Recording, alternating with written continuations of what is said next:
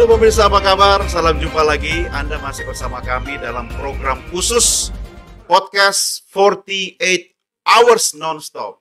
Dan seperti yang Anda sudah tahu semua, sejak beberapa waktu lalu kita sudah informasikan ke Anda semua bahwa kita punya tamu istimewa kali ini. Saya senang sekali telah hadir bersama-sama kami di sini, sosok yang pasti tidak asing lagi. Ya, cuma saya berharap beliau tidak akan jadi presenter ya. Nanti saya bisa nganggur. Kita sambut, terima kasih, selamat datang bersama kami Bapak Profesor Edward Omar Syarif Yarich. Pak Wamen, apa kabar? Baik, Mas. Sehat, Prof? Sehat, alhamdulillah. Ya. Kalau nggak sehat kan nggak kesini. Amin. Kita ini ada koneksinya sama, Jogja Connection. Oh, Jogja Connection. Sama-sama Jogja gitu. Iya. Prof, sebelum memulai diskusi yang lebih berat, saya menyampaikan bahwa ini karya teman-teman yang di sini luar biasa. Luar biasa, ya. Pengalaman saya ke beberapa kementerian, lembaga, institusi, ini jarang sekali. Bahkan setahu saya, Prof, ini mungkin Kanwil pertama yang punya sarana podcast seperti ini. Ya. Saya minta Prof komentar dulu dong soal apa yang ada di sini. Ya, tentunya ini sangat istimewa karena saya kira melalui sarana podcast seperti ini kita bisa melakukan sosialisasi maupun penyuluhan kepada masyarakat. Apalagi itu kalau dibungkus dengan atau di entertain ya, itu pasti akan sangat menarik dan masyarakat tidak akan bosan untuk mendengarnya. Artinya saya berharap bahwa apa yang diinisiasi oleh teman-teman Kanwil Hukum dan HAM di wilayah Banten ini bisa juga kemudian diteruskan oleh kantor wilayah lainnya di seluruh Indonesia. Bisa jadi percontohan ya, Prof ya? Betul, Mas. Oke. Saya aja kaget, Prof. Bentar, Mas. Mas namanya siapa, Mas? Doni, Prof. Doni. Iya. Siap. Jadi, Prof, saya aja kaget karena sebagai orang media, saya ke Kumham itu sering. Tapi saya pikir di Banten ini sama dengan yang lain. Nah, jadi saya ingin mengapresiasi juga buat Kak Kanwil ya. Ada beliau di sana, ada Pak Agus, juga ada sahabat saya Pak Andi, ya kadifnya, Prof. Iya. Dan ternyata ini membuktikan bahwa birokrat juga harus punya digital mindset. Persis. Prof, sekarang kita masuk ke lebih tajam soal RUU KUH Pidana.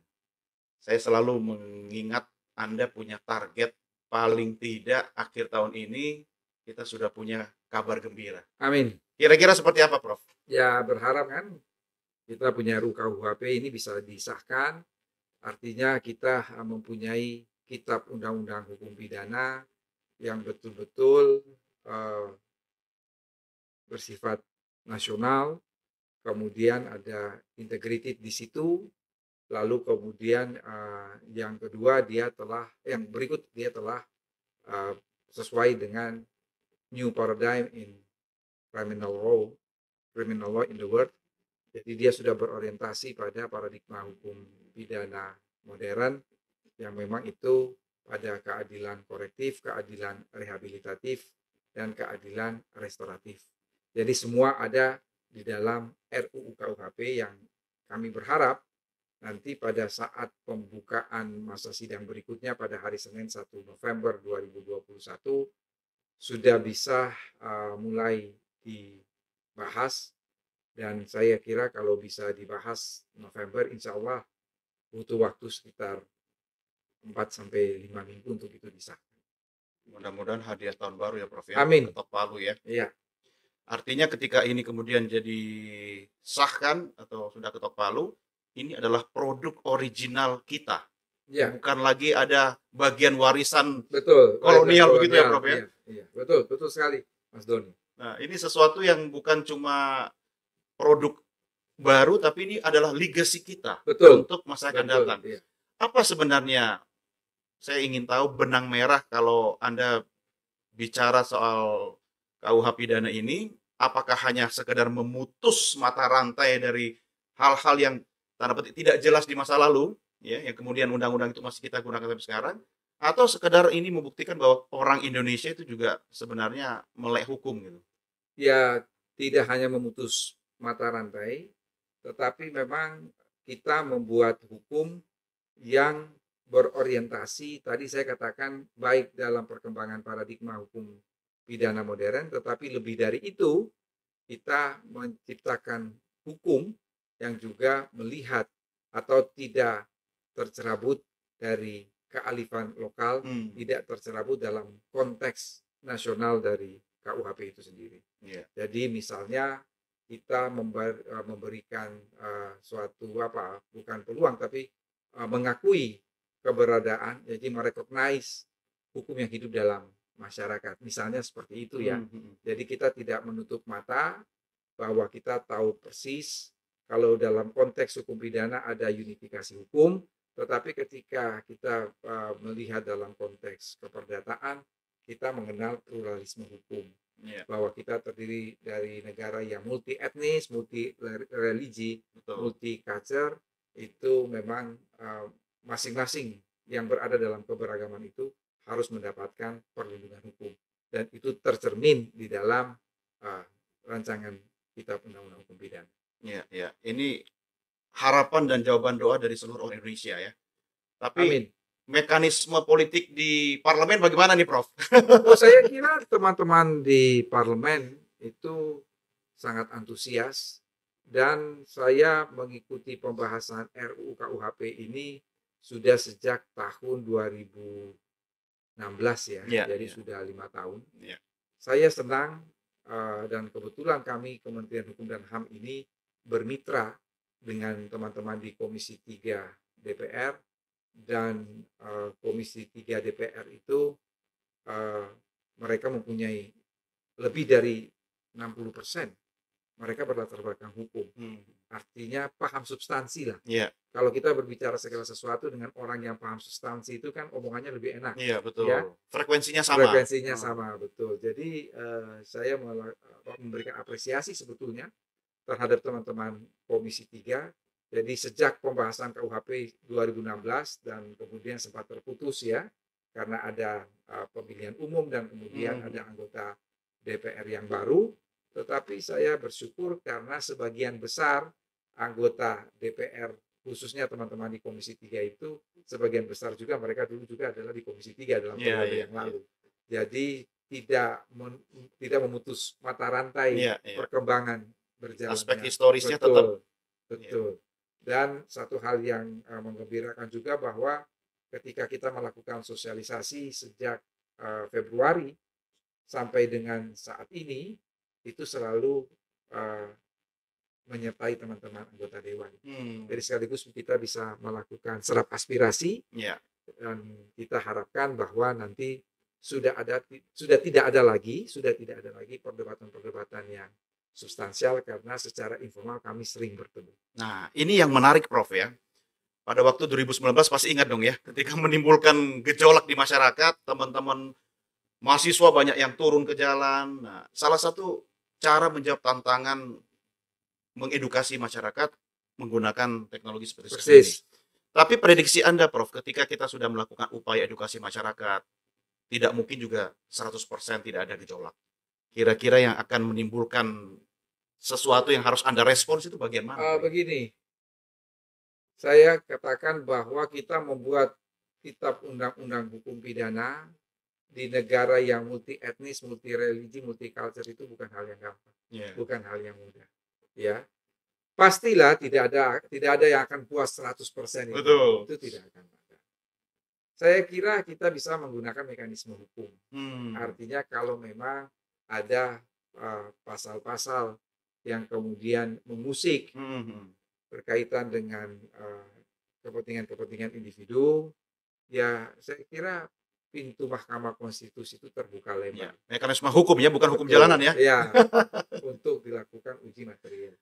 Karena ya dengan segala kelebihan dan kekurangan yang ada pada kami tim penyusun, tim ahli, ya kami tetap berusaha semaksimal mungkin, meskipun pasti ada kontroversi. Tetapi dengan lapang dada kami akan menerima itu kalau misalnya nanti dilakukan uji material. Jadi ya silakan ada mekanisme hukum dan negara kita adalah negara hukum, silakan dilakukan uji material. Artinya pemerintah juga sudah siap ya. Betul. Oke. Nah, Prof, ini menjawab mungkin beberapa keresahan masyarakat pasal-pasal krusial. Boleh lah ya, Prof ya. Soal penghinaan presiden, pasal 217 begitu ya, Prof ya. 218 ya. Nah, ini apakah akan kembali menjadi pasal yang menimbulkan gejolak atau bagaimana? Begini, menimbulkan gejolak itu kan karena orang nggak paham bahwa yang pertama kami sudah melakukan perubahan konstruksi pasal ini sebelumnya. Jadi kalau pasal yang telah dicabut oleh Mahkamah Konstitusi itu adalah pasal penghinaan presiden, tetapi dia berbentuk delik biasa. Delik biasa itu artinya orang di pinggir jalan juga bisa melapor. Betul. Nah, ini sudah ada perubahan yang mendasar. Ada perbedaan prinsip. Dalam RUU KUHP itu ada penghinaan presiden, tapi dia merupakan delik aduan. Apa artinya delik aduan? Yang melapor itu harus presiden atau wakil presiden sendiri, tidak boleh orang lain. Bahwa pengaduan itu bisa dikuasakan, ya saya kira sekarang pun pengaduan itu bisa dikuasakan kepada kuasa hukum tentunya ya. Tetapi di sini yang punya legal standing ya, kalau bahasa hukumnya itu legal standing atau persona standi in judicio ya. Jadi orang yang berwenang untuk mengadukan itu hanyalah presiden atau wakil presiden. Ini perbedaan prinsip. Itu yang pertama. Yang kedua yang ingin saya katakan bahwa kira-kira menurut Mas Doni masuk di akal sehat nggak sih? Kira-kira dia make sense nggak? Kalau KUHP di seluruh dunia itu ada pasal, ada bab yang mengatur tentang penghinaan terhadap kepala negara sahabat. Kira-kira masuk akal nggak ya? Make sense nggak? Kalau kepala negara sahabat itu martabatnya dilindungi sementara kepala negara kita tidak dilindungi martabatnya. Itu saja sebetulnya. Itu simple. Itu logika sangat sederhana, Prof. Nggak usah bicara kepala negara lah, kepala rumah tangga saja. Di rumah kan harus dihormati, gitu kan? Nah, artinya ini yang perlu kita sosialisasikan ke masyarakat, gitu kan? Ini kan logika sederhana sekali, Prof. Yang tidak mungkin akan menimbulkan pertentangan di masyarakat selama mereka paham, gitu ya, Prof ya. Nah, artinya kalau soal pasal ini mulus lah, Prof ya. Insya Allah mulus, karena di sinilah saya memberikan apresiasi kepada teman-teman Komisi 3. Ini kita sehati dengan Komisi 3. Pemerintah dan Komisi 3 sehati bahwa tetap harus ada pasal tersebut. Setuju, Bro. Apalagi kepala negara kita ya. Betul. Harus kita dukung, kita bela. Siapapun orangnya. Betul. Ini bukan menyangkut orang, tapi bukan lembaga. Betul. Ya. Betul. Prof, ini soal sebentar. Ada pertanyaan?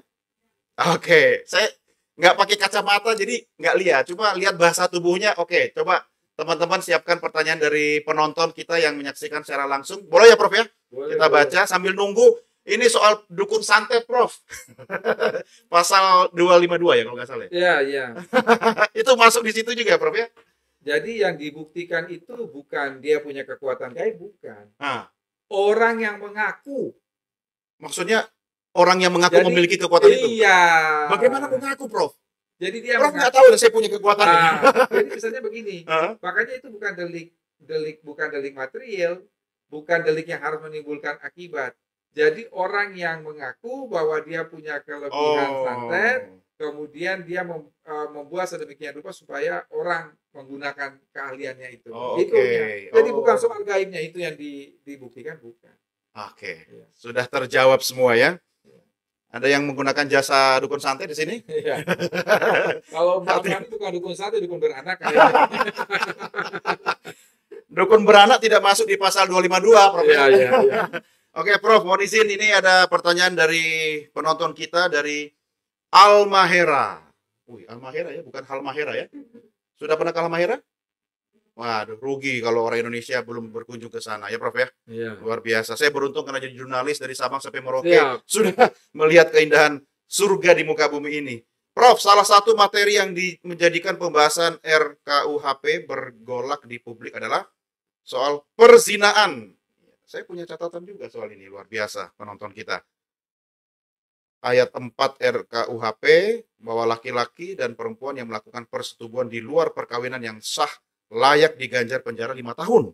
Ini bertolak belakang dengan semangat kita untuk mengurangi over capacity lapas dan rutan. Silakan Pak Dirjen Pas yang menyimak, Prof. Itu satu pasal tersisa. Bukan satu pasal. Satu-satunya pasal tersisa yang belum ada kesepahaman. Sampai sekarang? Betul. Jadi ketika itu dibahas tahun 2019, ya kalau saya ditanya secara pribadi, Jadi kalau sudah jadi wakil menteri itu memang harus bicara, kalau tidak pakai pernyataan, harus disclaimer lebih disclaimer. dulu bahwa ini secara pribadi ya. Iya, iya, iya. Sebab kalau tidak Oke. nanti dikira Nanti- wakil pemerintah, Betul. suara pemerintah. Belum lagi kalau dipelintir. Belum lagi dipelintir, kan ada media yang suka pelintir-pelintir Betul, itu betul. kan. Itu yang di sana itu, Prof. Iya. Di sini nggak ada. Jadi secara pribadi sebetulnya saya kira pasal perzinahan itu tetap ada, tetapi sesuai saja dengan yang sekarang ada. Oke. Jadi suami atau laki-laki atau Laki-laki, perempuan perempuan, yang sudah berkeluarga melakukan hubungan Hmm. di luar pernikahan dengan Iya. laki-laki atau perempuan. Sebenarnya kan untuk melindungi lembaga perkawinan ya, Prof ya. Kira-kira seperti Semangatnya kan itu. begitu Iya, gitu kan. iya, iya. Oke, ya mudah. Karena begini, tadi saya katakan ini multicultural, multi etnis dan multi religi. Jangan salah bahwa hidup tanpa ikatan perkawinan itu dikenal juga di beberapa daerah Iya, iya, iya. di Indonesia. Betul, betul. Karena itu kita betul-betul harus hati-hati sekali Iya. Sensitif ya, untuk Prof ya. mengkriminalkan Hmm. perbuatan ini. Iya. Nah, karena itu saya katakan tadi bahwa memang ini salah satu pasal tersisa, tetapi mudah-mudahan sudah ada kesepakatan ya bahwa dia tetap sebagai delik aduan. Hmm. Kalau dalam KUHP yang lama itu yang mengadu hanya dua kemungkinan, istri atau suami. Hmm. Iya. Tetapi yang sekarang ini ditambahi istri, suami, atau anak. Oh, saya pikir pelakor, Prof. Sekarang pelakor berani-berani katanya. Betul, betul. Oke, baik. Mudah-mudahan bisa menjawab pertanyaan dari Al Mahera.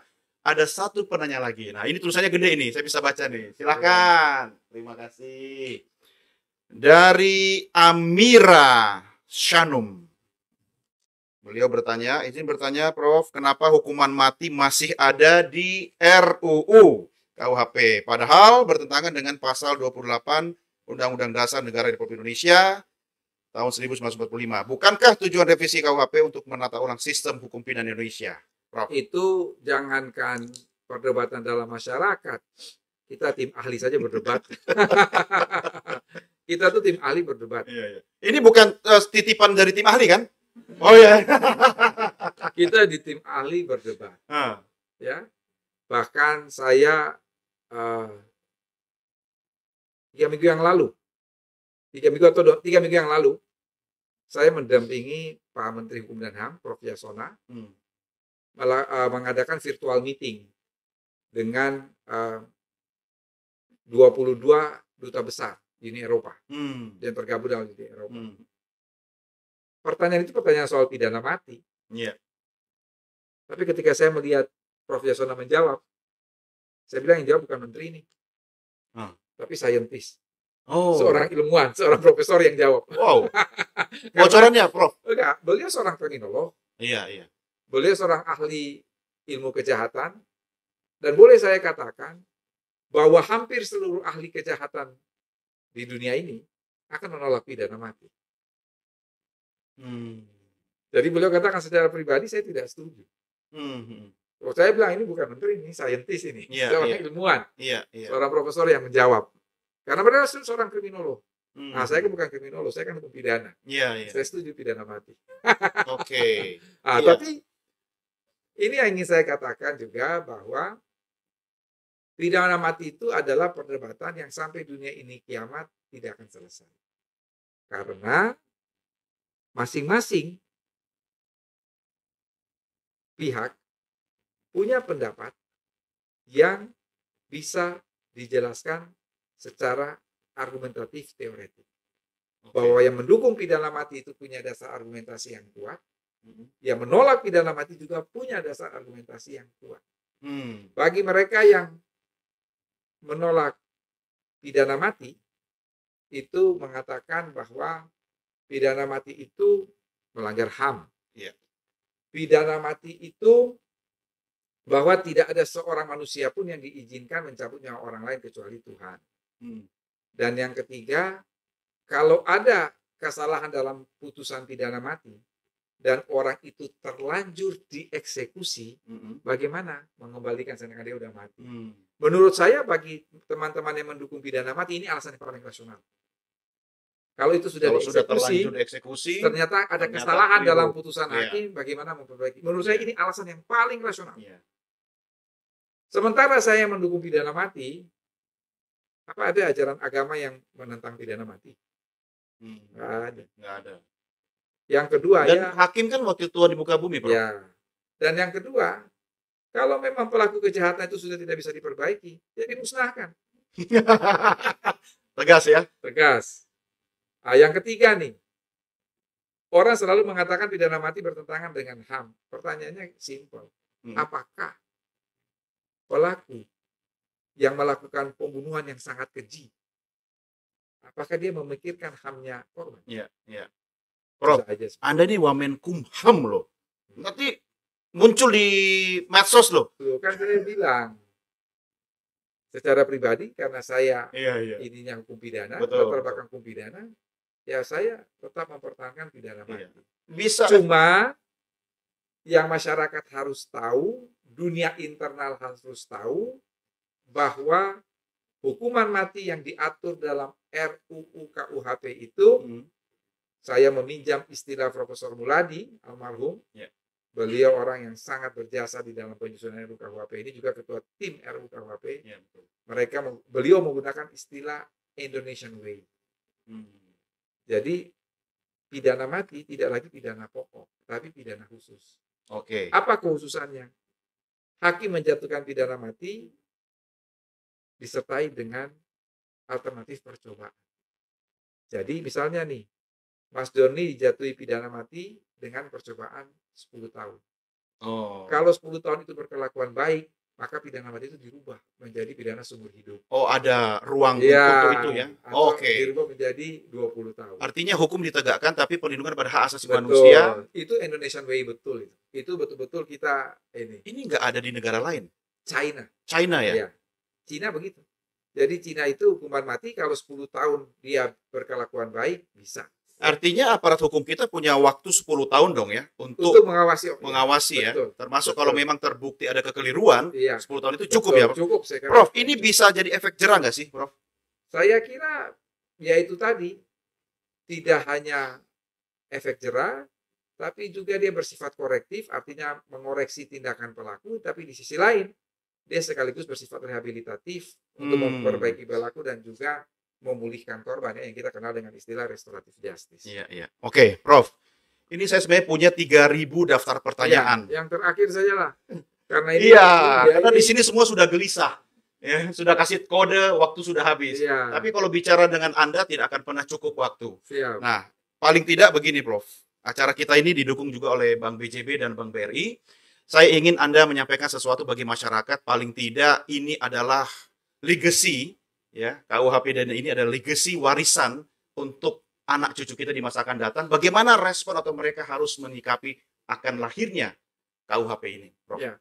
Yang pertama, saya mengucapkan terima kasih dulu dari Kementerian Hukum dan HAM terhadap BJB dan BRI ya. Yang mana CSR ya, Corporate Social Responsibility itu disalurkan kepada Kementerian Hukum dan HAM. Jadi, sudah tepat itu, Prof. Saya kira terima kasih sekali ya untuk membangun sinergitas dan juga jaringan ya. Saya kira bahwa memang KUHP ini sangat urgen untuk disahkan supaya ada kepastian hukum. Ya, itu yang pertama. Yang kedua, pengesahan KUHP ini juga sebagai pintu masuk untuk mengurangi overkapasitas. Karena meskipun pidana penjara masih merupakan pidana pokok, tapi dia sudah tidak lagi primadona. Ada pidana denda, ada pidana kerja sosial, ada juga pidana pengawasan. Yang ketiga yang tadi saya katakan, dia sudah berorientasi pada hukum pidana modern. Jadi tidak hanya mengoreksi pelaku kejahatan, tapi juga merehabilitasi pelaku kejahatan, termasuk memulihkan keadilan bagi korban. Yang keempat, dia bersifat integratif. Dalam pengertian ketika seorang narapidana itu dibina di pemasyarakatan, maka ketika dia kembali ke masyarakat, diharapkan satu, tidak mengulangi perbuatannya lagi. Yang kedua, dia bisa diterima. Dan yang ketiga, dia bisa bermanfaat. Kira-kira itu, Mas. Oke, amin. Prof, ini di luar naskah. Saya mau todong Prof nih. Siap. Untuk teman-teman kita di sini, khususnya di Banten, Prof gantiin saya bentar dong, Prof. Jangan lupa saksikan prestasi Banten TV. Boleh ya, Prof ya? Ya. Jangan lupa saksikan Benar ya? Prestasi Banten TV. Nah, udah merah mukanya semuanya. Hadap ke kamera. Oke, Prof, mohon izin. Jangan lupa saksikan prestasi Banten TV. Pemirsa yang budiman, satu pesan saya, jangan lupa saksikan Prestasi. prestasi Banten TV. Sekian dan terima kasih. Mantap.